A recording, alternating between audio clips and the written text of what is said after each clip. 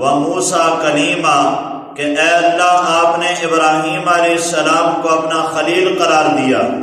اپنا دوست بنایا، موسیٰ علیہ السلام کو اپنا کلیم بنایا، وَأَحْيَيْتَ لِعِيسَىٰ الْمَوْتَىٰ، اور عیسیٰ علیہ السلام کے لیے مردوں کو زندہ فرمایا، اور وَسَخَّرْتَ لِدَاوُودَ الْجِبَالَ وَأَلَانَ لَهُ الْحَدِيدَ، اور آپ نے داؤد علیہ السلام کے لیے پہاڑوں کو مسخر کر دیا کہ جب داؤد علیہ السلام تسبیح پڑھتے پہاڑ بھی ان کے ساتھ تسبیح پڑھا کرتے تھے۔ وَأَلَنْتَ لَهُ الْحَدِيدَ، اور آپ نے داؤد علیہ السلام کے لیے لوہے کو نرم کر دیا کہ لوہا ویسے تو سخت ہوتا تھا، جب داؤد علیہ السلام ہاتھ لگاتے تو جیسے ان میں ہاتھ میں آتا تو وہ موم بن جاتا تھا، گوندے ہوئے آٹے کی طرح ہو جاتا تھا، جیسے چاہتے تھے کڑیاں بناتے جاتے اور زرے بنا لیتے۔ وَسَخَّرْتَ لِسُلَيْمَانَ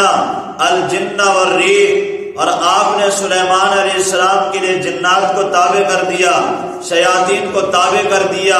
ہوا کو تابع کر دیا کہ سلیمان علیہ السلام حکم دیتے ہیں تو ہوا ان کے تخت کو اٹھاتی ہے، جس میں 600 سیٹیں تھیں۔ اتنا بڑا ہوائی جہاز بغیر انجن پٹرول کے ہوا کے دوش پر چل رہا ہوتا تھا، اور آپ ہوا کو جب حکم دیتے 1 مہینے کی مسافت اس کا جانا، 1 مہینے کی مسافت اس کا آنا 1 صبح شام کے اندر طے ہو جاتا تھا۔ 2 مہینے کا سفر 1 دن میں طے ہو جاتا۔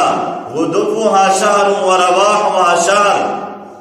کہ اے اللہ آپ نے ان پیغمبروں کو مختلف اعزازات بخشے، آپ نے ان کو معجزات بخشے۔ فما جعلت لی، کہ یا اللہ میرے لیے کیا ہے، آپ نے میرے لیے کیا مقرر فرمایا؟ تو اللہ تعالیٰ نے فرمایا کہ یا محمد الم اجدک یتیما فآویتک، اے محمد کیا میں نے آپ کو یتیم نہیں پایا تھا کہ میں نے آپ کو ٹھکانہ عطا کیا۔ 8 سال تک دادا عبد المطلب نے کفالت کی، اور پھر چچا ابو طالب نے کفالت کی، اور زندگی بھر آپ کا ساتھ دیا اور ساتھ نبھایا، اور فرمایا کہ الم اجدک ضالا فہدیتک، کیا میں نے آپ کو راہ کا متلاشی نہیں پایا تھا کہ میں نے آپ کو راہ دکھلائی۔ الم اجدک عائلا فاغنیتک، کیا میں نے آپ کو غیر مالدار نہیں پایا کہ میں نے آپ کو مالدار کر دیا اور آپ کی تندرستی کو خوشحالی کے اندر بدل دیا؟ کیا میں نے یہ سارے انعامات آپ کے اوپر نہیں کیے؟ کیا یہ انعام نہیں کیا، یہ نہیں کیا؟ الم اشرح لک صدرک، کیا میں نے آپ کے لیے آپ کے سینے کو کھول نہیں دیا؟ وَأَلَمْ أَضَعْ عَنْكَ وِزْرَكَ، کیا میں نے آپ سے آپ کے بوجھ کو اتار نہیں دیا کہ جس نے آپ کے کمر کو جھکا دیا تھا؟ وَلَمْ أَرْفَعْ لَكَ ذِكْرَكَ، اور کیا میں نے آپ کے ذکر کو بلند نہیں کر دیا؟ یا محمد الا اذکر الا ذکرت معی اولیس قد اعطیتک افضل مما اعطی من ذلک کلی، فرمایا کہ کیا میں نے جو آپ کو انعام دیا، اعزاز دیا، کیا وہ ان تمام سے بڑھ کر نہیں ہے جو میں نے باقی پیغمبروں کو دیے؟ ان سے بڑھ کر آپ کو فضیلت دے رہا ہوں۔ وہ کون سی فضیلت ہے، وہ کون سا اعزاز ہے؟ فرمایا کہ الا اذکر الا ذکرت معی، جہاں جہاں میرا ذکر ہوگا میرے ذکر کے بعد آپ کا ذکر ہوگا۔ ورفعنا لک ذکرک، ہم نے آپ کے ذکر کو بلند کر دیا۔ یہ اعزاز، یہ شرف تمام انبیاء سے بڑھ کر یہ میں نے صرف اور صرف آپ کو عطا کیا ہے۔ سب سے پہلا امریکی خلاباز، چاند پہ پہلا قدم رکھنے والا نیل آرمسٹرانگ 1969 میں 1969 میں جب یہ گیا اور اس نے قدم رکھا، وہاں سے واپس آیا، مختلف یونیورسٹیوں میں گیا، اس کے لیکچرز ہوئے، مصر میں آیا قاہرہ میں، اور یہاں ایئرپورٹ کے اوپر اترا، اور جب جانے لگا تو اس کے کان میں آذان کی آواز پڑی تو اس کے قدم رک گئے، یک دم سٹپٹا گیا اور ساتھ والے بندے سے پوچھا یہ آواز کیسی ہے، یہ نغمہ کیسا ہے؟ تو اس نے بتایا کہ یہ مسلمانوں کی نماز کے لیے جمع کرنے کے لیے آذان کے کلمات ہیں، یہ مسلمانوں کی آذان ہے۔ تو وہ کہنے لگا کہ جب میں نے چاند کے اوپر پہلا قدم رکھا تھا، سب سے پہلے میری کان کے اندر یہ آواز آئی تھی، یہ کلمات، یہ آواز میں نے چاند کے اوپر سنی تھی، اور تب میں نے اس کو اپنے ذہن کا تخیل خیال کیا تھا، میں نے سمجھا تھا شاید میرے خیالات ہیں، میرا وہم ہے، ایسی آواز آ رہی ہے۔ تو یہ کلمات تو میں نے وہاں پر سنے تھے، اور اس آذان کے اندر اللہ کا نام ہے، پھر اس کے بعد محمد الرسول اللہ کا نام ہے۔ سب سے پہلے اللہ اکبر میں اللہ کی بڑائی بیان کی جا رہی ہے، اشہد ان لا الہ الا اللہ میں اللہ کی توحید کا اقرار ہے، تو اس کے بعد ہے اشہد ان محمد الرسول اللہ،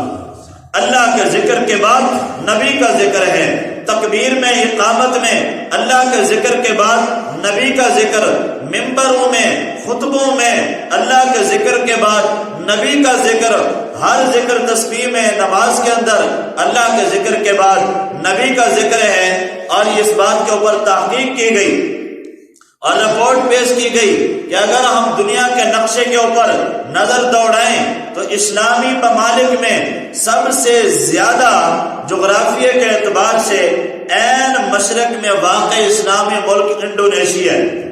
اور یہ انڈونیشیا کہ جس کی آبادی تقریباً 18 کروڑ سے بھی متجاوز ہے، یہ گنجانا آبادی والا علاقہ ہے، اور اس کے سینکڑوں ہزاروں جزیرے ہیں، یہ جزیروں پر مشتمل ملک ہے، یہ سب سے مشرق میں ہے۔ اور اس کے بالکل مشرق میں جو اس کا جزیرہ ہے سلیبر ہے، پھر آگے جاوا ہے، پھر سماٹرا ہے، پھر جکارتا ہے، پھر اس طرح سلسلہ آگے چلتا آتا ہے۔ سب سے پہلے وہاں پر جب صبح صادق ہوتی ہے، صبح صادق طلوع ہوتی ہے، فجر کی اذان کا وقت شروع ہوتا ہے، تو یہاں سلیبر جزیرے کے اندر صبح کی اذانیں شروع ہو جاتی ہیں۔ بیک وقت ایک ٹائم میں سینکڑوں ہزاروں مؤذن اللہ رسول کا نام پکار رہے ہوتے ہیں۔ جب اذان ہوتی ہے، اس نغمے میں سب سے زیادہ کائنات میں گونجنے والا نغمہ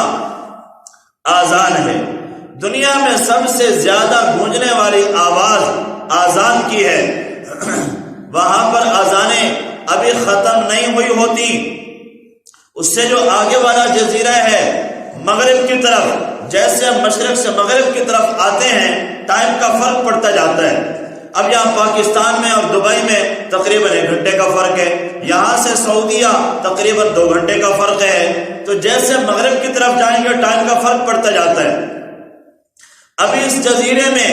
صبح کی اذانیں ختم نہیں ہوئی ہوتی کہ اگلے جزیرے میں صبح کا ٹائم ہو جاتا ہے اور وہاں اذانیں شروع ہو جاتی ہیں۔ ابھی وہاں پر ختم نہیں ہوئی ہوتی کہ اس سے ساتھ والے جزیرے میں صبح کا ٹائم ہو جاتا ہے، وہاں اذانیں شروع ہو جاتی ہیں، اور یوں کرتے کرتے سماٹرا، جاوا، جکارتا، اور پھر آگے ملایا میں، ملایا سے برما میں، اور برما سے ڈھاکہ، ڈھاکہ سے پھر سری لنکا اور بمبئی، اور پھر آگے سیالکوٹ اور پاکستان، اور یوں چلتے چلاتے پھر افغانستان، مسقط، بغداد، اور عرب امارات، سعودی عرب اور عراق، مصر، بغداد، ان علاقوں میں جاتے ہوئے پھر یہ معاملہ آگے جاتا ہے طرابلس تک، طرابلس سے آگے۔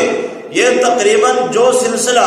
انڈونیشیا کے مشرقی جزائر سے شروع ہوا، 9.5 گھنٹے کا سفر طے کر کے یہ بحر اوقیانوس کے مشرقی کنارے پر ابھی پہنچا ہوتا ہے۔ ابھی وہاں فجر کی اذانیں ہو رہی ہوتی ہیں، ابھی ختم نہیں ہوئی ہوتی کہ دوبارہ مشرق سے پھر انڈونیشیا کے مشرقی جزیروں میں ظہر کی نماز کا ٹائم ہو جاتا ہے، پھر ظہر کی اذانیں شروع ہو جاتی ہیں، اور یہ سلسلہ چلتے چلاتے بمشکل ڈھاکہ تک پہنچتا ہے کہ پھر ادھر سے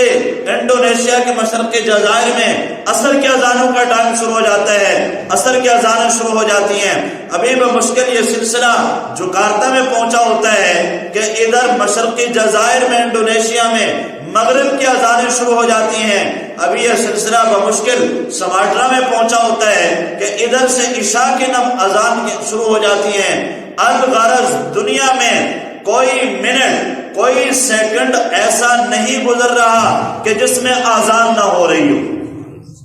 جس میں اللہ رسول کا نام بلند نہ ہو رہا ہو۔ اذان میں اللہ کا نام بلند ہو رہا ہے، اور پھر اس کے بعد محمد الرسول اللہ کا نام بلند ہو رہا ہے۔ اگر کوئی آدمی کلمہ کا ایک جز مانے، کلمے کے دو جز ہیں، لا الہ الا اللہ محمد الرسول اللہ، یہ دو جز ہیں۔ اب ان میں سے کوئی لا الہ الا اللہ کو تو مانے، جنت کو بھی مانے، جہنم کو بھی مانے، ساری چیزوں کے اوپر ایمان لائے، لیکن محمد الرسول اللہ کے اوپر ایمان نہ لائے تو یہ اس کا ایمان لانا بیکار ہے، یہ ابھی بھی کافر ہے جب تک محمد الرسول اللہ کو نہیں مانے گا۔ وَرَفَعْنَا لَكَ ذِكْرَكَ، ہم نے آپ کے ذکر کو بلند کر دیا۔ کہاں پہ بلند کیا؟ آسمانوں میں بھی آپ کا نام بلند، زمین میں آپ کا نام بلند، عالم برزخ میں، قبر میں آپ کا تذکرہ، اور کائنات کے پیدا ہونے سے پہلے آپ کا تذکرہ۔ اور اللہ نے لوح محفوظ کے اوپر، علامہ قرطبی لکھتے ہیں، فرمایا کہ تفسیر مظہری میں قاضی ثناء اللہ پانی پتی رحمۃ اللہ علیہ نے بھی لکھا ہے، فرمایا کہ لوح محفوظ کی پیشانی کے اوپر، اس کی پہلی سطر کے اوپر یہ لکھا ہوا ہے، لا الہ الا اللہ وحدہ دینہ الاسلام ورسولہ محمد الرسول اللہ صلی اللہ تعالی علیہ وسلم۔ فرمایا کہ اللہ کے علاوہ معبود کوئی نہیں، وہ اکیلا تنہا معبود برحق ہے، اس کا دین دین اسلام ہے، اور اس کے نبی اور رسول محمد الرسول اللہ ہے۔ یہ اللہ نے پہلے لکھ دیا، ابھی نہ زمین بنی نہ آسمان بنا، پہلے لوح محفوظ بن چکی ہے، اس کے اوپر یہ آپ کا تذکرہ لکھا جا چکا، عرش کے اوپر آپ کا نام لکھا جا چکا، جنت کے پتوں کے اوپر آپ کا نام لکھا جا چکا۔ اور جب اللہ نے اس کائنات کو بنایا اور انبیاء کو پیدا فرمایا، انبیاء کا ایک جلسہ اور محفل منعقد فرمائی، اور اس انبیاء کی جماعت میں اللہ تعالیٰ نے جماعت انبیاء سے ایک وعدہ لیا، وَإِذْ أَخَذَ اللَّهُ مِيثَاقَ النَّبِيِّينَ لَمَا آتَيْتُكُم مِّن كِتَابٍ وَحِكْمَةٍ، اے انبیاء کی جماعت، میں تم سے عہد لے رہا ہوں کہ تمہارے بعد ایک نبی آئے گا، تم پر ایک نبی آئے گا جو کتاب اور رسالت لے کر آئے گا، اگر وہ تمہاری زندگی میں آ جائے تم تمام یہ عہد کرو کہ تم سب اس کے اوپر ایمان لاؤ گے،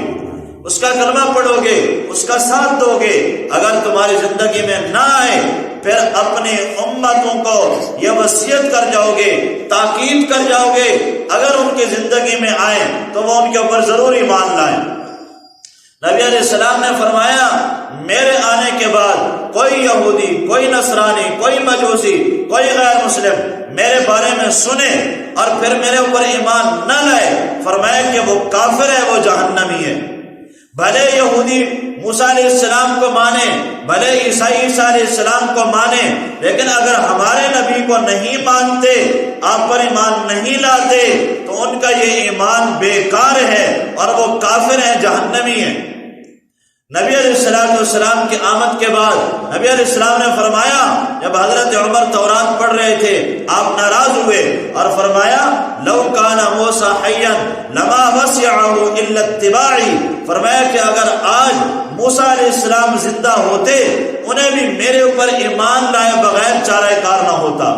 انہیں بھی میرے اوپر ایمان لانا پڑتا، میرا کلمہ پڑھنا پڑتا۔ اور ایک روایت میں فرمایا، اگر موسیٰ و عیسیٰ دونوں پیغمبر بھی زندہ ہوتے تب بھی انہیں میرے اوپر ایمان لانا پڑتا۔ یہی وجہ ہے جب عیسیٰ علیہ السلام قرب قیامت میں تشریف لائیں گے، عیسیٰ علیہ السلام بھی یہی کلمہ پڑھائیں گے اور تمام انسانوں سے یہی کلمہ پڑھوائیں گے،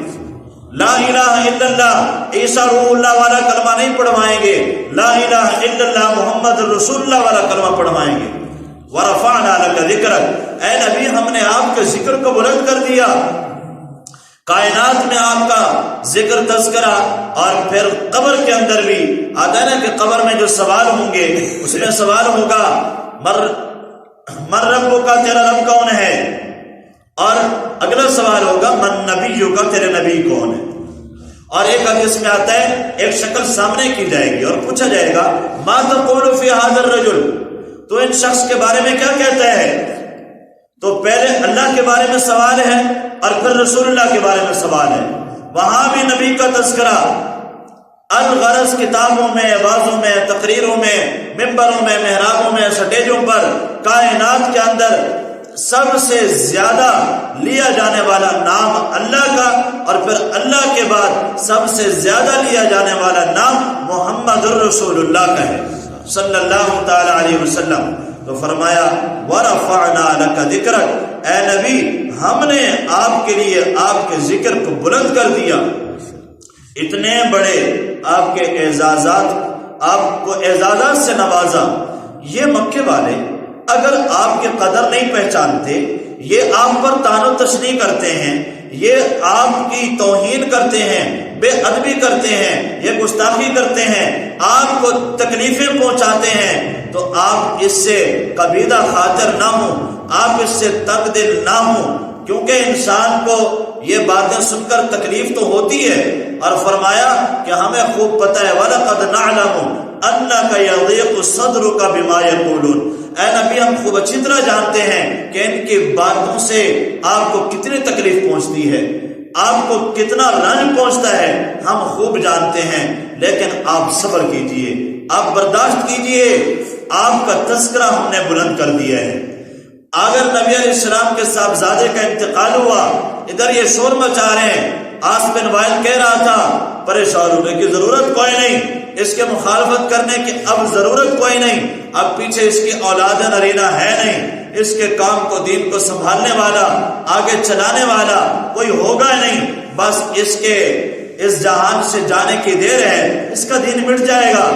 تو فرمایا کہ یہ غلط سوچ کے اندر ہیں، آپ کا دشمن تباہ و برباد ہوگا۔ وَرَفَعْنَا لَكَ ذِكْرَكَ، آپ کا ذکر تو ہم نے بلند کر دیا۔